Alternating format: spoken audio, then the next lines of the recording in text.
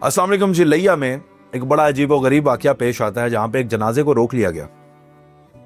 इस शख्स को हम दफन नहीं होने देंगे, पहले हमारे पैसों के मामलात क्लियर करें। मरने वाले शख्स का तो कोई लेन देन नहीं है। उसके भाई उसके बच्चे कहने लगे इनका तो कोई लेन देन नहीं है। उन्होंने कहा नहीं जी, इन्होंने रकबा बेचा है, हमसे पैसे लिए हैं, कब्जा दिए बगैर ये फोत हो गए, हमें कब्जा दें या पैसे दें। अब आप ये सोचें, हम उनके फॉलोअर्स हैं जो अपनी कब्र की जमीन भी खुद अपनी मलकियत में खरीद के उसमें दफन होते थे।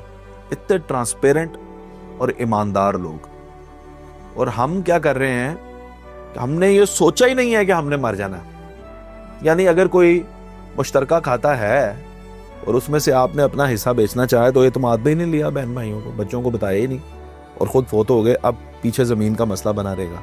वो पैसे याद रखें, जो आपकी मलकियत होती है ना, वो तब तक आपकी मलकियत होती है जब तक आप जिंदा हैं। जैसे ही आप फोत होते हैं तो आपके बच्चे, आपके रिश्तेदार आपसे ज्यादा बाज़ औक़ात उन चीजों पर फोकस करना शुरू कर देते हैं जो आपकी मलकियत में होती हैं। कब किसको मिलेंगी? मैं एक दफा बड़ा ही हैरान हुआ, बहुत हैरान किया इस बात ने मुझे।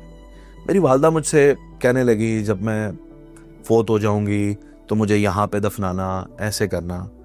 तो मैं, बंदा ज़ाहिर है इंसान इन चीज़ों को नहीं सुन सकता। मैं उन्हें कह रहा था कि आप ऐसा क्यों कह रही हैं।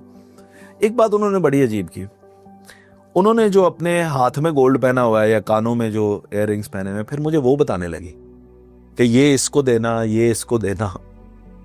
तो मैं उस वक्त सोच रहा था कि जब एक दिन तो आना है, सबने जाना है, जब मेरी वालदा इंतकाल कर जाएंगी तो क्या उस वक्त हम ये गोल्ड उतार के लोगों के हवाले कर रहे होंगे कि भाई ये तुम्हारा, या ये क्या है? तो ये मादियत है दोस्तों। इस तरह से जिंदगी जीनी चाहिए कि हमें ये याद रहे कि हमने मरना है।